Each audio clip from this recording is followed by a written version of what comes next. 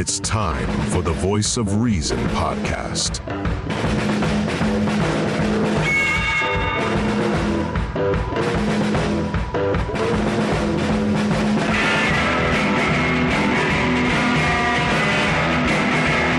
Here are your hosts, Sean Phillips, Andy Van Beber, and Travis Kirkendall.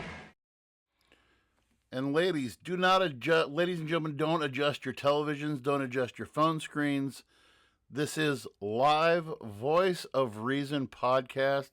My name is Andrew Van Beber. As we will be joined shortly, as you see below here, Sean Phillips is here. He's putting a child down for bed, and he's not having a good time. But and then the other handsome gentleman.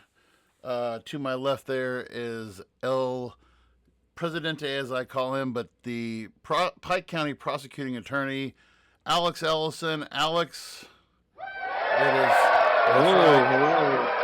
good to have you this evening at the to join us for episode number 50. We are nearing. We are so far behind schedule to get to the end our third season, but we are nearing that time. How are things going over in the Pike County Prosecuting Attorney's office? They're good. They're busy. We've been trying a lot of cases, but that's always a good thing. But yeah, things are good. Just doing my part to try and keep Pike County safe. Yeah, well, I believe last time you joined us was last summer, and we had your whole thing of the ice cream scenario of how when the temperatures go up, crime rates go up, and so we can always make that. Yeah, connection. We'll see how this summer goes. We'll see. Yeah, and do you? So I was talking to a friend of mine today. She said she's on the grand jury. I guess you guys. So do you guys do regular juries and grand juries, or how does that work in Pike? How's that work in Missouri? I've always wondered how that works in Missouri. Yeah. So we have a regular jury, which is the actual technical term is a petit jury. Right. That's the jury of 12 people that hear a criminal trial. And they serve for one case and one case only. A grand jury is a group of citizens that is impaneled. There's usually a group of 15 citizens, and they serve for 6 months at a time. Ooh. And basically, I take most of my high-level, usually violent and sex crimes, felonies, to the grand jury and present them to the grand jury. They're not deciding guilt or innocence. Just if you got the evidence to go to trial. Yep. So that is. I've always wondered how that works in Missouri. I know that some states don't use the grand jury, but I know that I was aware that Missouri was, and I didn't know quite if we used it in Pike County or not. I know some counties don't use it, but that's good. So, but everything else is going fine. I am on my second week of freedom from Clopton schools, but we've been enjoying the summer, swimming, and all that other good stuff. But Sean will be joining us here shortly. But let's dive right into it tonight. We always have you on when we have great questions that deal with the law. And as we saw this week, or this last week, Donald Trump was convicted on, I believe it was 34 charges. And basically falsifying records. I can't remember them all now, but I'm bringing it up right now. But first of all, was this something that? I'll just get this out of the way first, because what a lot of people have been saying is this is really fast. All of these trials are happening so fast. He was indicted late in the year last year, and now we're coming to the first. This was the first of his trials. He has been indicted. I think it was 95 different charges in different states and everything, and this was the first trial of all those to go to trial. Is this happening too fast? In your opinion, are these happening very fast? Is this the time frame that these usually happen in, or is it sped up, or is it slowed down? Is it compared to normal? What is this? Yeah, I mean, of course, I've never prosecuted a former president, so it's a little bit of a unique situation.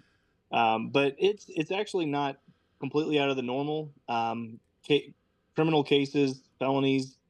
Sometimes it just depends on circumstances. I've had some cases where like 2 summers ago, I tried a murder case, and it had occurred 4.5 years earlier. But then at the same time, I've got a case set for trial in 2 weeks, a drug case that happened in January, and we're trying it in early June. So um, it's a while. So I would say the year to year and a half that these things have all been pending, it's not out of the ordinary quick. I know the ones that are getting delayed right now, those are they're gonna be starting to push the boundary as far as maybe being slower than normal, but definitely not too quick. And so so I brought up all these counts just to see. I mean, what this is the charges. Basically, the checks written by Michael Cohen to Stormy Daniels. The check, and then they call them checking allegedly falsified documents, voucher entry and ledgers, checks and stubs entries that have been falsified. Um, is this and so what's the maximum? What do you think will be the maximum amount that this could probably carry? So I looked at it. They're e felonies in New York, which actually are analogous to e felonies in Missouri, and they carry a maximum of 4 years in Per prison or a charge. 5,000.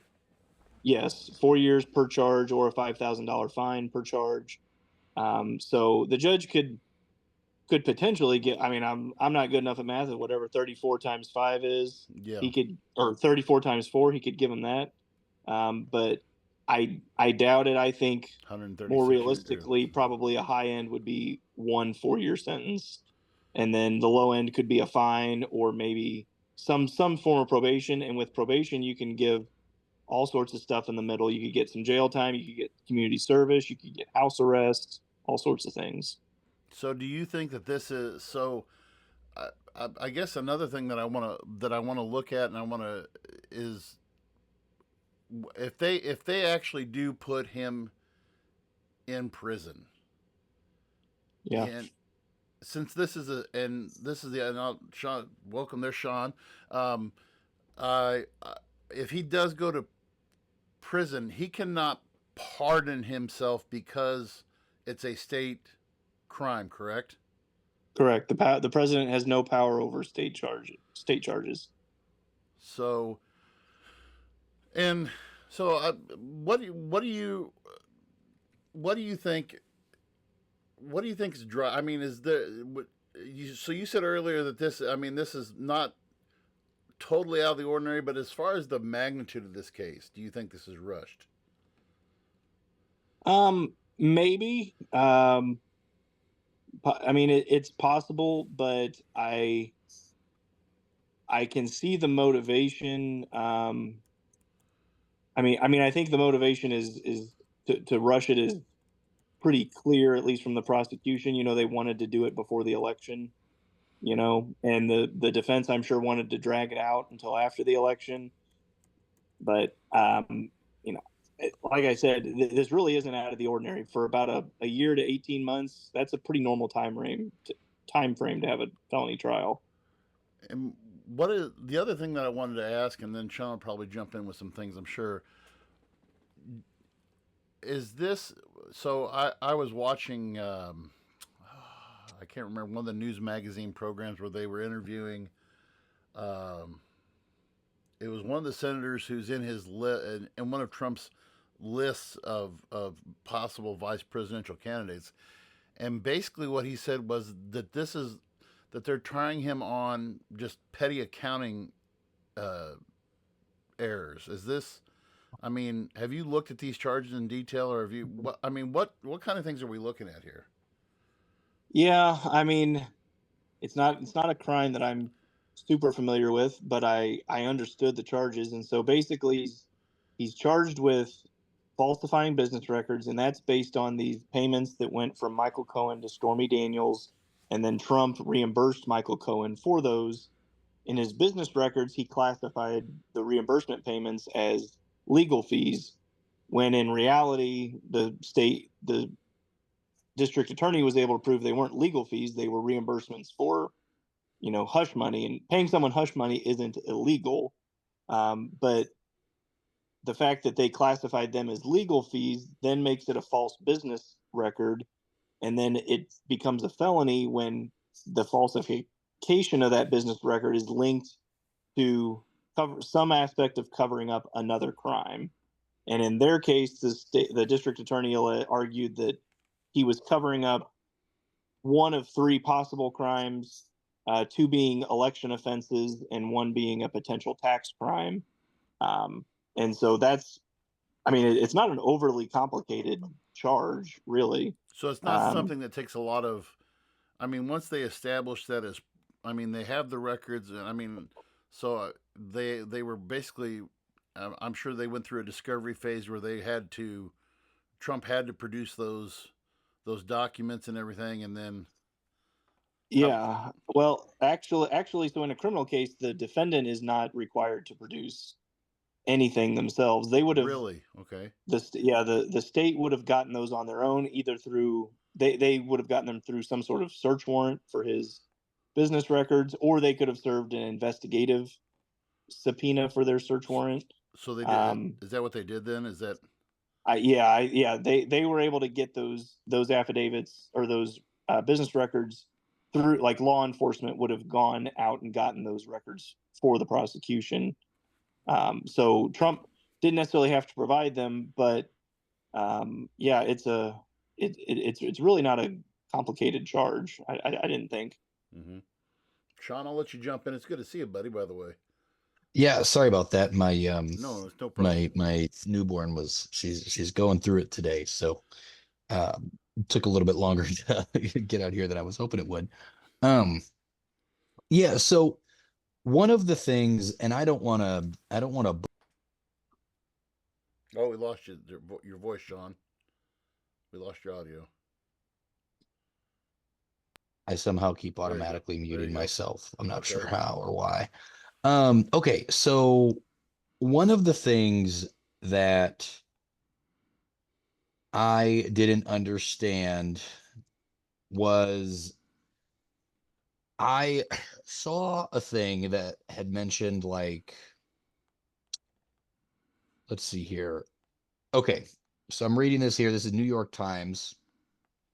And so it was along the lines of the judge overseeing the trial of Donald J. Trump has said that jurors could individually choose from a menu of different crimes to find the former president guilty, so long as the total of votes added up to 12. So Judge Merchant just told the jury that they do not need unanimity. Oh gosh, that's a big word. To convict. Mr. Roberts wrote, 4 could agree on one crime, 4 could on a different one, and 4 on another. He said he would treat 4-4-4 as a unanimous verdict. Now, is that something that you're familiar with? Have you ever seen in any cases that you've worked, or is this just kind of like something that does exist that was kind of taken out of context by individuals to kind of say, oh, this is another sham that we're kind of looking at? I would say it's a little bit of both. It's not something I've ever dealt with on a particular charge that I've had, but definitely the news coverage I've seen has taken it out of context. The jurors still had to reach a unanimous verdict as to whether he'd actually committed these crimes. Mm-hmm. But I read the order from the judge, and what the judge said was that they didn't have to necessarily agree on what the underlying crime that the falsification was covering up was. All they had to decide unanimously was that he did falsify the business records, and that the records were falsified to cover up some other crime. What that other crime was, they did not have to have unanimity on. Gotcha. Okay, that makes sense. Yeah. So when we look at these other cases, I've finally found the list of what I was looking for here. So we still have the second indictment on classified documents. We still have the other indictment on the what was going on in the election as far as his attempt to try to undermine the election. Then the RICO case in the Georgia RICO case kind of has me, you know. First of all, explain to us what a RICO case is. I mean, it's not something I necessarily deal with because RICO is a federal statute. It's the racketeering statute, but I know a little bit about it, and it's basically it was intended. In fact, Rudy Giuliani made it famous in the '90s. He used it to attack the mob, and yeah, I know. And basically, it's the RICO statute is used to prosecute gang activity or mob activities, things that may not on their face be illegal necessarily or criminal, but when you tie them to some other sort of conspiracy, they may become illegal. And so that's what that Georgia case is about. And that case is that case I think is going to be much harder to prove than any of the others. Yeah, because it was saying conspiracy to commit impersonating a public officer, conspiracy to commit forgery, conspiracy to commit false statements and writings. Yeah, that was, and then the Arizona fake electors case was another one. Let's see. Yeah. So those are the big ones. Altogether, so were you surprised about the 30 that he was convicted on all 34 charges in New York first? I actually wasn't surprised. I followed the trial pretty closely. I would listen occasionally to some of the testimony, and I read a lot of articles about it throughout the trial. And it seemed to me like like I said, it's actually a pretty simple charge, and it seemed like they had made their case, and so I was not really surprised that he was found guilty on in New York. Well, and the thing that and Sean's going to say it has something else for you here in a second, but I watched a video, and if I can find them, and I want us to watch it, but a video I watched of he's a Fox Sports commentator, has his own show, podcast. I can't think of it right now, but I was watching him this week, and Colin Cowherd. Yes, Colin Cowherd, and he was talking about he does a separate I follow him on TikTok. He's actually, when he talks about politics, he's really a straightforward guy. He's like, I'm tired of all this stuff, but he's like, that Trump has surrounded himself, his friend group is now basically a bunch of convicted felons.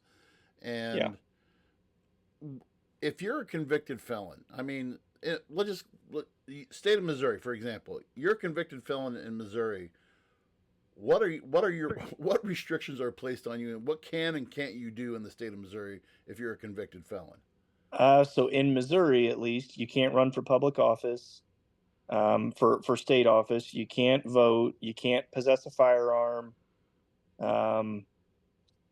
Those are the big ones, and then there are other ancillary things, like sometimes it can affect your public benefits, like housing or maybe SNAP or EBT, things like that. But the big ones are you can't run for public office, you can't vote, and you can't own a firearm. And and Sean was actually asked. We were talking about this in our text earlier this week, and he's like, "Well, how can he still run for president?" I was like, "Of course, we've actually had people in jail who have run for president.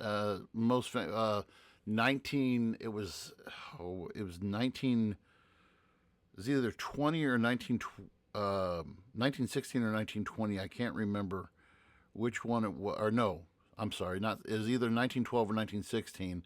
Eugene V. Debs was the socialist candidate for president, and he was basically put into prison for a violation of the it was basically a sedition act. It's Alien Sedition Act, or I can't remember which one it was, but it was basically speaking out. You couldn't speak out against the war, anything to do with the war, and they basically put him in prison for it. And he ran for election from prison, and nobody had prevented him from doing it. And that's the one that I remembered. But there's nothing. Correct me if I'm wrong, Alex. There's nothing in our federal law that says a felon can't run for federal office. Is that sound Correct. right? Correct. Yeah. Yeah. The office of President of the United States is a constitutional office, and the Constitution only has two qualifications: are you over 35 years old, and are you a natural born citizen? And That's it. right. And you got to live here for at least 14 years before you become Yeah. president. Yeah. It's just amazed me on what he's done and what's going on. So, Sean, what else you got there? No, you had kind of covered some of the ones that I was going to circle back to. And now, so you had said this was a simple case, and that you were pretty sure from the jump that you thought he was going to be guilty. And I know you briefly covered the RICO charge out in Georgia. Do we know how many more outstanding cases Trump has before November? Like I mean, is this just, I know that there's a couple dominoes lined up. I just don't know how, if this is the first of many to fall, or what we're kind of looking like. Do either of you guys? Well, I think four or five more cases, I believe. Yeah. I mean, I know like we'd covered. I know he's got the two DC cases, which are the classified documents, and I forgot about the documents case. Yeah. And the insurrection case, and then there's the Arizona fake electors, and I'm not sure what else is left. So, man, now since we now have one case done, in your opinion, how do you think this affects him going into election season? I mean, do you think that this hurts him negatively as far as like public opinion, or do you think this is something that is gonna actually help him, like so many are saying? yeah, I don't know. I mean, clearly it's helped him financially. Like, there were articles saying that basically he $300 crashed million or something like that. Yeah. crashed his website with so many donations. As far as votes go, I have a feeling it's not going to help him that much, because I think there are probably a lot of people out there who maybe were on the fence about voting for Trump and probably couldn't bring themselves to vote for a convicted felon, no matter what the felony is. There are also a lot of people that this has really like ginned up their passion and excitement for Trump, and they're all gung ho. I think those people were probably voting for him anyways. Yeah. Right. So it might be a net loss, but I mean, it doesn't hurt if he's going to end up raising like an extra $500 million that he can spend on campaign ads. I mean, it may help him in the end. Yeah. So interesting. Okay. Now V, do you know, with the court dates lining up, how many of them, because the first debate is supposed to take place in September, is that? Actually, the first debate is in just a few weeks, actually. Oh, wow. Okay, so sooner than they've agreed to two debates right now, is what I've heard. And the first one's coming up, and then I think the second one will be in September. But I really do think that this is going to be such a big circus, like it was in 2020 at the 2020 election. The 2016 and 2020 elections were just shams of debates. They weren't debates; they were shouting matches, and a lot of this that's coming out. And my wife and I talked about this tonight. We always talk about what we're going to talk about on the podcast and everything. And her whole thing was, Trump his narcissism is going to get the best of him in the end on this, because this is what I hate. This is what I hate about all this publicity over these trials. It's like you said, Johnny. I mean, he's raising more money because of this, but at the same time, I mean, it's free publicity. It's free publicity, and I mean, he can't buy better campaign advertisements than that. Oh, look at the establishment. They're going after me. They're doing this. They're doing that. You know, they're so bad. They're so evil. They're so all this stuff. And it, to me, it really does bother me at the level of how, and I know I'm Jonathan Guthrie. I apologize now, but I'm going to go ahead and say it. It's almost cultish how people, you know, still want to go after this and just, well, he can't be, you know, so he, you know, they're going after him.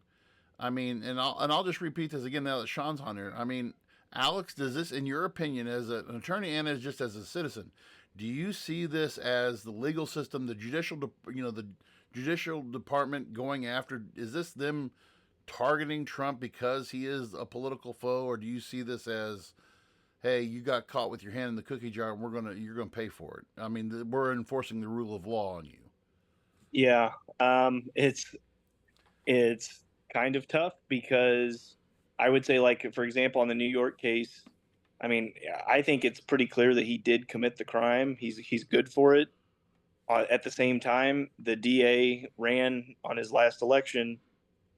Yeah. He got elected solely on the basis platform of I'm going to prosecute Donald Trump, and so it's a little bit like that. The other pending matters, I think, might be a little bit less politically targeted, um, but yeah, this New York one, like I said, it's tough because I think he's good for it. He did it, but I think if there is no way that DA's office would have poured the amount of time and resources into something like this if it wasn't a former president that had committed it, which I don't love as a prosecutor. You know, you tend to think we should treat everybody equally under the law. Um, Well, how do you but so with that right there? Let's go with that comment right there. All right. So now, some of the other things that we're seeing and what is coming up is, okay. Why wasn't Hillary prosecuted? And so that was asked of Donald Trump, and I only caught this through my feed on Snapchat. I listened to this guy who does, it's called Good Luck America, and this guy, he took a clip from an interview that Trump did with Newsmax, which is, yeah, it's far right. And he's like, well, why didn't you go after Hillary after the election? He's like, well, I don't think it would have been good at the time to have, put the country through that kind of stuff and blah, blah, blah, blah, blah. And I mean, he's saying this after the fact, and then for the fact, and the other thing I keep on seeing a lot of the memes that people are posting was the out of court settlement that Bill Clinton had made with Monica Lewinsky. It was like for $500,000 way back when. Well, why wasn't that prosecuted and everything else? Well, I think part of the reason why that wasn't prosecuted back in the day was it wasn't it was basically, I guess, a non-disclosure agreement, and hey, keep your mouth shut and here's your money. So, I mean, with that in mind, I mean, so and Trump has also basically said too that once he's elected, and this was Steve Bannon on his podcast, I think it was yesterday or the day before yesterday, said, November 6th is going to be a day of reckoning, and we're going to see, the Justice Department's going to go after all these crooked guys. And I mean, what my fear, and I'll ask you this, Alex, is what, if anything, could Donald Trump possibly do, or his Justice Department possibly do, against the bad people when he gets in office? I mean, if he gets in office. He could prosecute political opponents. I mean, he could appoint an attorney general that he knows will be loyal and do whatever he says. And he could order that attorney general to appoint U.S. attorneys in all these districts that go after Democrats or whoever, people that hurt Trump. But this is kind of what I meant with the comment about the New York case. We still have a jury system here in the U.S., and I tend to think juries get it right like 99% of the time. And no matter what, even if he prosecutes these political opponents, he's even if the prosecutions themselves are politically motivated, he still has to convince 12 regular people Right. that someone actually did commit a crime, which is why I give the New York case a little bit of credit. Even if it was politically motivated, there were still 12 people that decided, yes, he committed this crime. So I mean, he could do a lot of damage, but ultimately he's only going to get convictions on things that actually happened. Well, and what could that do? That's the other thing too. I mean, that's would that be considered political suicide just by doing? I mean, of course, if he gets elected, he's not going to be able to run again. So, Yeah. I mean, he's just basically gonna, that's what I'm afraid of. He's just going to say, "Hey, I've got nothing to lose. Let's go to work." Yeah, I mean, he could. I mean, it's one of those things that we all kind of that the government kind of keeps it um they kind of keep each other at arm's length. Like if the president weaponizes the Justice Department, okay, then Congress weaponizes the impeachment process. Or Yeah, right. I mean, it's one of those things that it's if you weaponize one branch more than the other, it's going to go throw the whole thing out of whack. Um, I think it would be a mistake to do that, honestly, because I think it would also further, we have a real problem in this country right now with people not trusting the justice system.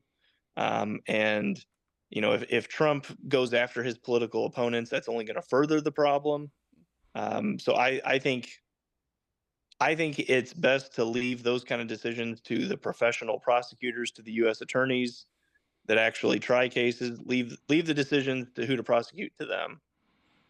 And so so obviously he'll be able to appoint a new attorney general, but as far as everybody else within the DOJ, they'll still be. I mean, they'll still be these guys who. I mean, the federal judges are appointed for life, and so Yeah, these guys. I mean, Joe. I'm sure that Joe's appointed his fair share of judges, and Trump. We know that Trump has nominated, yeah, and I think some of the judges in some of his cases are actually judges yes, that he appointed. So yes, it's not like he's got. I mean, that's what gives me faith in the judicial system still, is that there are still some guys who are not going to be a yes man for the president. They're still, the blind eye of judgment of justice is going to say, hey, everybody's equal under the law and we're going to treat it that way. But, Sean, what do you got? I had another question. Have you looked into any of this Hunter Biden trial that's supposed to be starting in the next week or two? a little bit. Yeah, I mean, I know about the facts of the case. Yeah, Yeah, so like in cases like his, is this something that's also kind of like you said, kind of a simple case where it's pretty obvious that a crime was committed, and going into this, it looks like, the court denied his plea deal and now he's pleading not guilty. yep, So with it being Hunter Biden, there's a very good chance that it doesn't, he's probably not going to serve jail or prison time. yeah, Um, but, is this kind of one of those other things where, you know, because, obviously when Trump was found guilty, the number one trend on Twitter the next day was lock him up, lock him up, lock him up. yeah, Now he's got to go to prison. And I'm sure that, in your opinion, with the little bit that you've kind of looked at, is this Hunter Biden case also kind of a pretty open shut case? Um, and then, I mean, obviously, we know what if it is, and if he is found guilty, we already know what the more right side of the coin is going to say in the yeah. matter afterwards. Yeah, I mean, it seems pretty simple. I mean, basically, he's charged with lying on this application for a Hmm. firearm. He Hmm. stated that he was not a habitual drug user, but then at the same time, he wrote in his book that at the time he was heavily addicted to marijuana, and the federal Crack government treats marijuana as an illegal narcotic. And and a so, little thing called crack cocaine, which is yes. And also so, will I get you. mean, Yeah. so it seems pretty simple. He's basically already admitted to the crime. But Uh, yeah, so I mean, yeah, I don't know if Hunter Biden will do any time either. But I will say it is interesting. I mean, this is Joe Biden's Justice Department prosecuting Hunter Biden. So at the very least, Joe Biden seems to be taking a hands-off approach and letting his Justice Department do their own thing. Yeah. Well, it was, and I know that people are gonna, do a little bit of the quote tweeting, because the day that Trump was found guilty, the first tweet from the president was "Nobody is above the law," and so yeah. Well, we'll find out, here in the next couple of weeks, but yeah. I mean, what a time. When we've talked about it, and Alex, you've talked about it when you've been on the show, and V and I, it's almost like a rinse, wash, repeat that we have every single time that we're on here. It feels like with all the different advances that we've made in just the world as a whole, that now in 2024, we are still at a point where the best option for half the nation seems to be a convicted felon who, again, is selling printed Bibles and is a convicted felon because he paid hush money to a prostitute. And it wasn't A porn star. Porn star. Come on, Sean. Yes.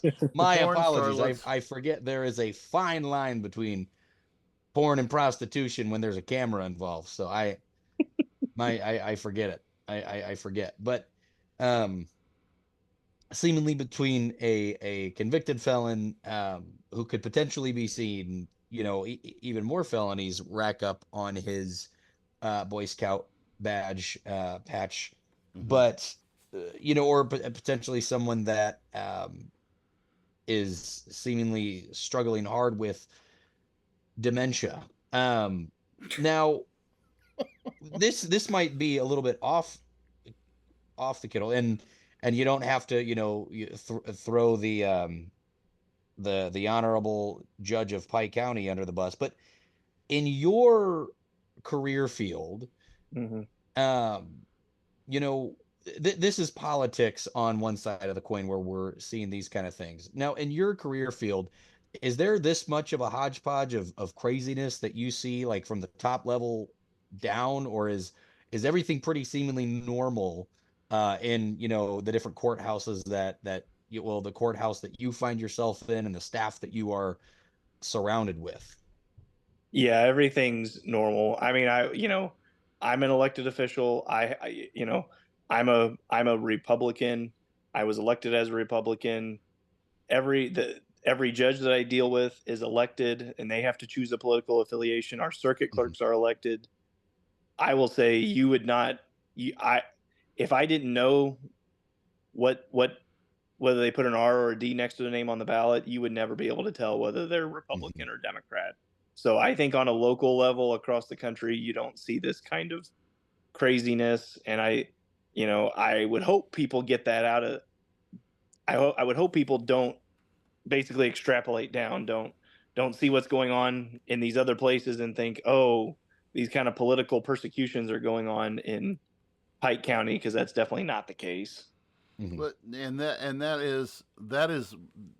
is kind of what I've wondered, because a lot of, and I hadn't heard about this until when Trump started appointing his judges and everything, his Supreme Court justices, that there was this it was a ranking system done by this independent group as to, were these guys judicial activists, or were they more of a mind of judicial restraint where they practice and go by. And a lot of the judges, and I was quite surprised that the judges that Donald Trump appointed were of the mindset of judicial restraint. We're going to look at each case by case. Party affiliation is not going to really push us and shift us in a certain way. And I mean, that is what you want, because I guess on the federal level, they're not. I know that there are laws in place that say, hey, when you become a federal judge, you have to give up your, you can't be practicing law on the side.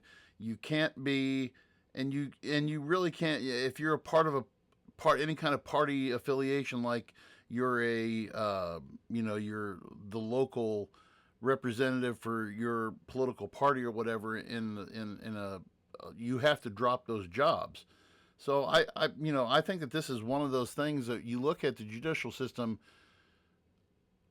I maybe I'm naive in believing this. I don't want to think that there is a that there's a agenda out to go after Donald Trump, but at the same time, like you said earlier, I hope that this doesn't turn into a weaponization of our judicial system, because then it I mean, what's to stop, you know, it's like, to me, it's like French Revolution 2.0. All it takes is one guy to say, "Hey, I saw such and such do this. Let's go after him and take him before a judge, and we're going to get this." I mean, I don't know. What you said about the weaponization is what scares me the most about all of this. Yeah, it is frightening. I would say a lot of this, it comes down to kind of, and when I say institutions, I don't mean like government institutions. I mean like more like our social mores, our ethics as a people. And I would have faith in the American people that they just don't put up with stuff like that. But a lot of that is the problem. And I know it's been talked about a lot on your show. It's the media feeding this narrative, and people are getting whipped up and they're in a frenzy about the election. And, when it benefits your side, people love political prosecutions. And when it's your guy on trial, they want to go to the courthouse and burn it to the ground. So I do want to play, if I can get this clip to work. If it doesn't work, we'll go back to some other discussion. But I've got this clip loaded up. I don't know if it's going to work, because Sean and I haven't done a live in a while. So, but let me try to play this clip. If it works, great, and if it doesn't work, we'll just go back to it. So let me try this real quick. Well, Donald Trump is now a felon. His campaign chairman was a felon. So is his deputy campaign manager, his personal lawyer, his chief strategist, his national security advisor, his trade advisor, his foreign policy advisor, his campaign fixer, and his company CFO. They're all felons, judged by the company you keep. It's a cabal of convicts. If everybody in your social circle is a felon, I don't think it's rigged. I don't think the world's against you. And to get people to agree on anything, 34 counts, 0 for 34. I mean, that's a batting slump even the New York Mets could be impressed with. 0 for 34. When you're constantly trying to sell me on an America that I don't see, I'm not saying inflation's not an issue, but I get on airplanes all the time, and it's not a bunch of rich people. I don't fly private. I get on planes, there's people in normal clothes, they don't look rich to me, and the planes are all full, and the hotels are all full, and the freeways are all full. That means people are going to work. You're trying to sell me on this story and this narrative that's just not true. I have single people that live next to me, young families that live next to me. People aren't grousing. They're not miserable all day. Now, they're not talking politics, but, Trump's entire game plan is the country is in a free fall. Maybe in the Trump-centric neighborhoods it is. It's not anywhere for my sister, who lives rurally, doesn't have a lot of crime in her neighborhood. I don't. My friends don't. We live all over Los Angeles, in one of those big, scary cities that voted for liberals. Ooh, scary. But when everybody in your team, everybody in your group, your cabal is a felon, maybe the world's not against you. But stop trying to sell me on everything's rigged, the country's falling into the sea. Maybe some of you are just unhappy. Maybe you're only happy when you're unhappy. But the America that I live in is imperfect, but compared to the rest of the world, I think we're doing okay. And if you're not, is it possible? Just possible. I'm not even saying probable. Is it possible if your life has just been miserable for the last 4 years? It's not exclusively the fault of somebody in 1600 North Pennsylvania Avenue. Maybe it's not all their fault. There you go. I mean, what are your guys' initial thoughts from that clip? I thought it was pretty spot on. I mean, yeah, I like Colin Coward. He's pretty rational most of the time, and yeah, like I alluded to earlier, I really liked when he said, "You convinced 12 ordinary people 34 times that that he was guilty of something." I mean, I tend to trust the jury system, and even if the prosecution itself was politically motivated, 12 regular people still decided he was a felon. By the way, our friend Jonathan Guthrie, one of our top listeners, said, "What a time to be alive." Yes, indeed, Jonathan, what a time to be alive. And also chiming in, Sean, Murdoch Murray Everett Phillips. Look at it like this: would any of you, as educators or as an attorney, be allowed to keep your jobs with a felony conviction? Thank you to our listeners for that live look in. Sean, what are your thoughts about what Colin Coward had to say? Well, first off, I would actually love, you know how amazing it would be if our Pike County prosecuting attorney just had a fat ass felony on his record. Just like, wait a minute, man. Yeah. Like, I'm gonna bust you for selling this meth, but you didn't sell as much as I did, which got me like, I was kidding. But no, oh man, you know, what I actually do like about it is you're right. It's you know, we could get into, you know, the how sometimes people may or may not think that most juries are a jury of their peers. But when you're able to get the unanimous decision from 12 individuals, it speaks for itself. I mean, I think one of the things is like Alex just said, yeah, this might have been something that the prosecution itself might have been politically motivated, but the decision of these individuals was not politically motivated. I mean, if the attorney says, "Hey, from my point of view, this is a pretty open and shut case," there's a really good chance this is going to be a pretty open and shut case.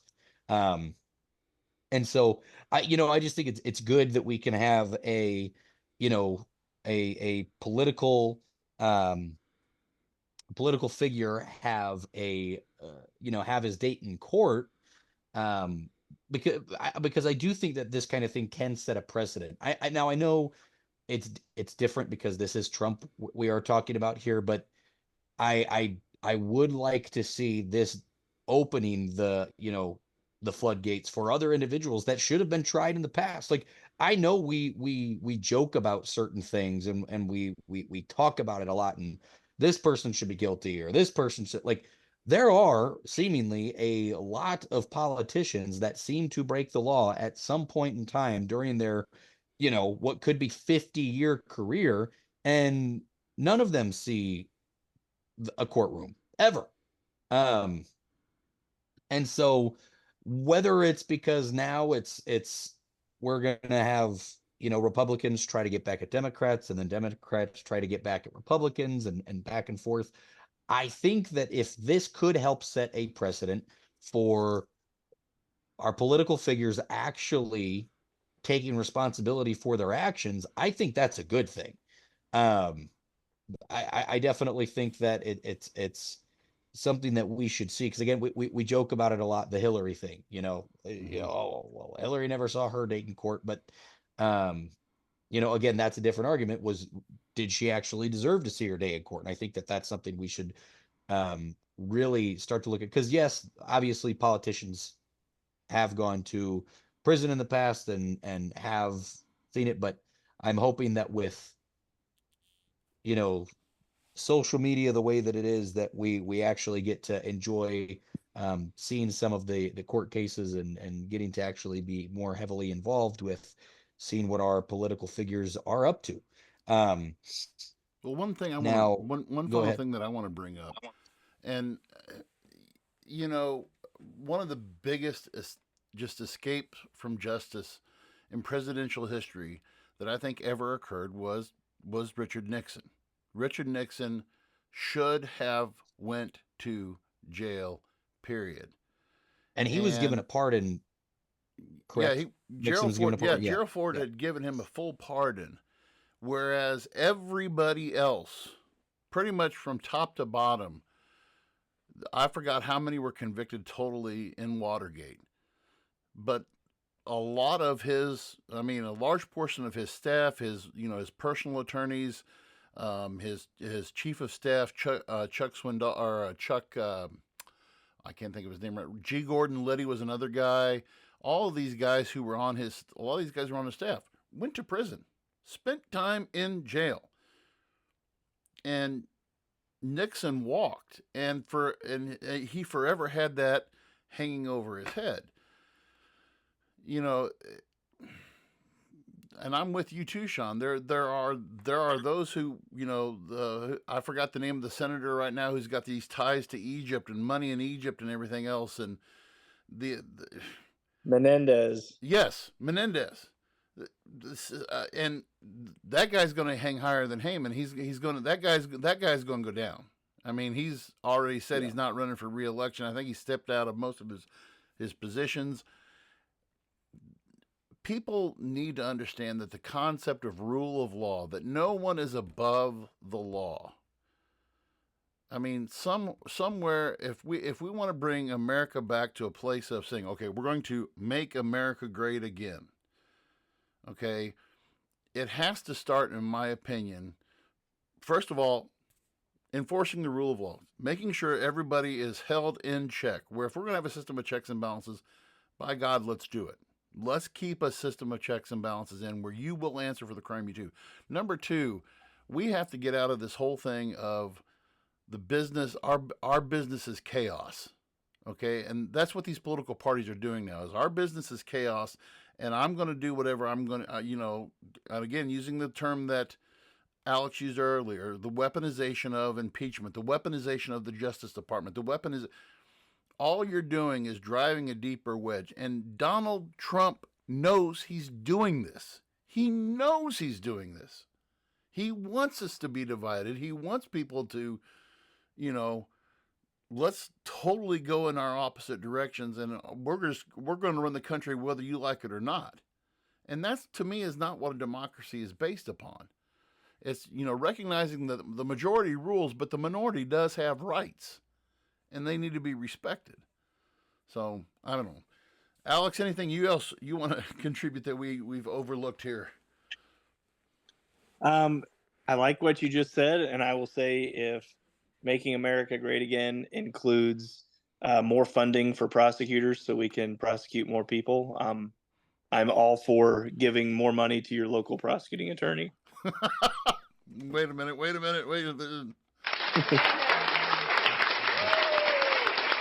Yes, indeed.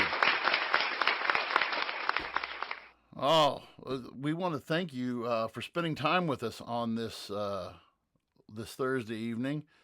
It's past Sean and I's bedtime right now already, but we do want to thank you for joining us tonight, Alex. Yeah, seriously, Alex, it's always good to have actual insight, not just two idiots babbling back and forth to one another. So we seriously do appreciate you coming on and really kind of laying the law down. And I am hoping for a sweeping victory for you for re-election. When's the next re-election campaign start? I'm not up until 2026. So you've got loads of time. I've got locked some time. Yeah. Okay. So, Perfect. Meth cooking. Here we come. Well, how about to say, we should Breaking Bad it up there because we've got our Better Call Saul right here in front of us. So it's perfect. It's perfect. Well, no, again, thank you guys. Sorry that I jumped on late. I've got an infant that was giving me the business. So no, seriously, thank you guys, and to our listeners, it was great to be on live tonight. Thank you for the interaction. I was actually getting a couple of texts from another one of our former frequent guests who we should have on before too long, our financial advisor, the Donk Hank Owens. So we'll definitely have to be in touch with him. But Alex, thank you so much for coming on. To our listeners, be a friend, tell a friend. Make sure you say thank you to Alex in the comments below, and we will talk to you guys soon next week. Thank you, guys. Thank you for listening to the Voice of Reason podcast. Be sure to check out our other content on Facebook, YouTube, and TikTok.